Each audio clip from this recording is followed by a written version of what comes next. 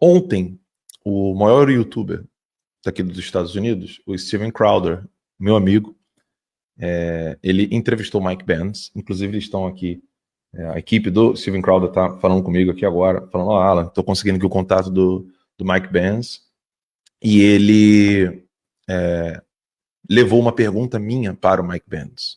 Nós legendamos, eu fiquei legendando esse negócio ontem até meia-noite, já está prontinho ali na bala, a gente vai assistir. E ele fez a seguinte pergunta, né? Olha, o meu amigo Alan dos Santos, jornalista, um grande crítico do Lula, ele quer que você explique um pouco melhor como é que o Lula foi ajudado para ser eleito. Então, vamos aos pontos de introdução antes do vídeo, né? Primeiro, não foram os Estados Unidos que agiram, né, no caso da USAID, etc., mas foram os globalistas, ou seja, a esquerda americana, bancada por esses globalistas, é quem estava agindo nas sombras para destruir poderes políticos que estavam se contrapondo à agenda da nova ordem mundial. Inclusive, logo após o vídeo, eu quero ler um trecho para vocês de um texto chamado Estrada para o Socialismo, em inglês, Road to Socialism. E esse texto, ele é de ninguém mais, ninguém menos do que do site oficial do Partido Comunista dos Estados Unidos da América, The Communist Party of the United States. É um programa que eles escreveram em 2015, antes da eleição do Trump, bem antes, assim, inclusive do Trump ganhar força, porque lembremos-nos, né? O Trump estava sendo zombado como um possível candidato pelos republicanos. Eles não acreditavam de jeito nenhum que o Trump conseguiria ser candidato pelo Partido Republicano. Basta ver o que aconteceu com Robert Kennedy Jr. Ele não conseguiu de jeito nenhum ser um candidato independente nos Estados Unidos. Então, quando você não está ou nos democratas ou nos republicanos, ou seja, você passou pelo funil das primárias lá e você não consegue ser candidato pelo partido, todos os jornais, todos os analistas vão dizer o óbvio: você não vai conseguir ser presidente dos Estados Unidos, ponto final. Então eles não acreditavam que o Trump conseguiria vencer os republicanos para poder, no caso, ser candidato pelo Partido Republicano. Então, esse documento foi escrito antes, e esse documento diz tudo o que está acontecendo hoje, mas eu vou dizer para vocês, explicar melhor logo depois do vídeo. Vamos ao vídeo do Mike Pence para o I know you have a hard-out friend of the show, Alan dos Santos. He's a Brazilian journalist, critic of Lula. He reached out to us regarding USAID and Bolsonaro. Can you shed some light on that situation where he was basically telling us, I didn't get the full story, it happened last minute before we went live, that USAID helped perhaps install Lula in Brazil? Okay. Yeah. So how did that, I know there's probably a web and a funnel, but give us the general kind of the snapshot, I guess, to start. Sure. So in 2016, Donald Trump won the U.S. presidency, and along with his rise to power, a ring of so-called populist candidates began winning elections all over the world. For example, in Europe, you had Marine Le Pen, Nigel Farage, Matteo Salvini, the Vox Party in Spain, the rise of the AfD party in Germany. And at the time, NATO and the U.S. foreign policy establishment were worried that populism, because it's the will of the people rather than the consensus of the institutions, it's basically a nationalism versus globalism story here, was going to destroy and basically end the so-called rules-based international order.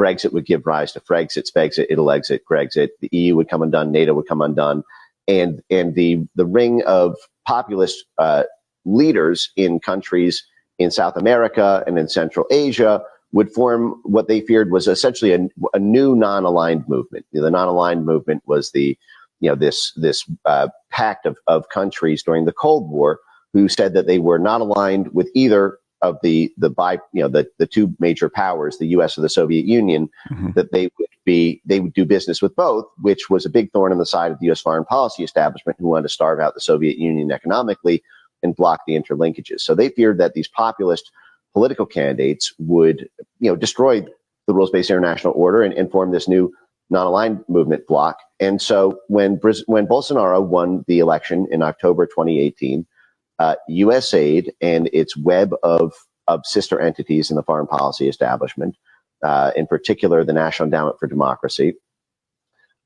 decided internally and talked about this even in their own panels and source documents that Bolsonaro was a populist threat to democracy. And as democracy promotion programs, USAID is and National Endowment for Democracy are, that they then had the remit to overthrow the government of Brazil in order to stop the populist attack on democracy there. And so what they did is they then flooded the zone. They more than doubled the USAID budget and NED budget for Brazil, more than doubled the so-called foreign assistance. But what they pumped that into were into anti-Bolsonaro institutions. And what really activated me on this issue as someone who's centrally focused on internet censorship is that USAID and NED capacity built, meaning they funded and built all of the key institutions inside of Brazil that Brazilians think, if they don't know this backstory, are Brazilian, but are in fact on the payroll of the U.S. government in order to advocate for the passage of censorship laws and even to construct the machinations and operations of the very censorship court, the TSE.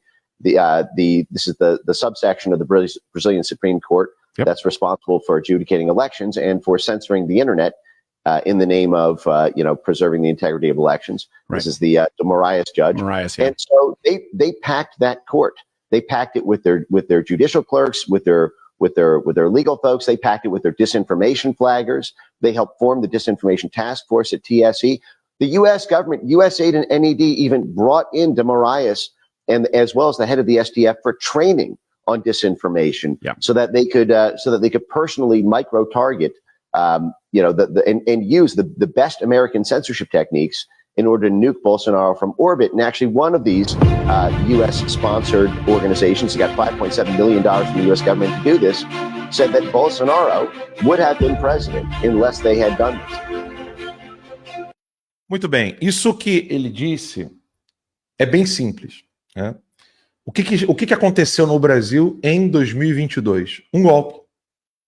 Golpe, interferência internacional, dinheiro ilícito, cooperação internacional golpista. A palavra é essa mesmo, tá? É que normalmente a gente ouve a esquerda falar golpe, golpista, parece que eles usam como clichê, como chavão. Mas foi exatamente isso que aconteceu. Ou seja, estavam envolvidos nesse golpe Alexandre de Moraes, Barroso, STF, TSE. Lembremos-nos que quem era o presidente do TSE à época? Alexandre de Moraes. Ele não era presidente do STF. Por isso que ele menciona o TSE e o STF. Porque, óbvio, para um americano entender que o Poder Judiciário cuida das eleições é mais ou menos para nós entendermos como é que um ser humano tem uma mão atrás das costas, sabe? Você fala assim, alguém tem uma mão atrás das costas, assim, o cara até desenha aquilo na cabeça dele, mas não fica normal, né? Porque não existe isso, o judiciário tomar conta de eleições. Então é óbvio que a explicação dele até fica um pouco imprecisa quando ele fala assim, uma subseção ali e tal, mas não é. É de fato um órgão, né, do judiciário que cuida das eleições. Mas o que ele disse é gravíssimo e agora nós temos as provas, nós temos os documentos. Em um país sério, né, o que teria acontecido? Um país sério, nesse exato momento, após a denúncia do Mike Pence, que não é a primeira vez que ele faz isso, Max já fez várias matérias sobre isso, fizemos um especial com a doutora Ludmila aqui para assinantes sobre esse assunto. Então, tudo o que está sendo dito ali não é a primeira vez, só que agora, com os documentos, já não é mais a palavra do Mike Pence contra qualquer outra coisa. Agora nós temos documentos comprobatórios que mostram ali, nos contratos, quanto de dinheiro foi enviado para essa ação de golpe, essa ação golpista que foi feita no Brasil. Num país sério, estariam exatamente nesse momento presos Alexandre de Moraes, Barroso, o STF, o Congresso estaria fechado, porque não quer agir contra isso, porque está com medo, e o Brasil teria que ter todas essas pessoas presas imediatamente até que tudo fosse investigado. E digo mais, o primeiro que prender toda essa gente aí e falar para o Trump, olha, nós vamos prender até que as investigações nos Estados Unidos terminem, seria recebido pelos Estados Unidos. Simples assim. Só que não temos um país sério onde os próprios generais estão envolvidos nessa trama.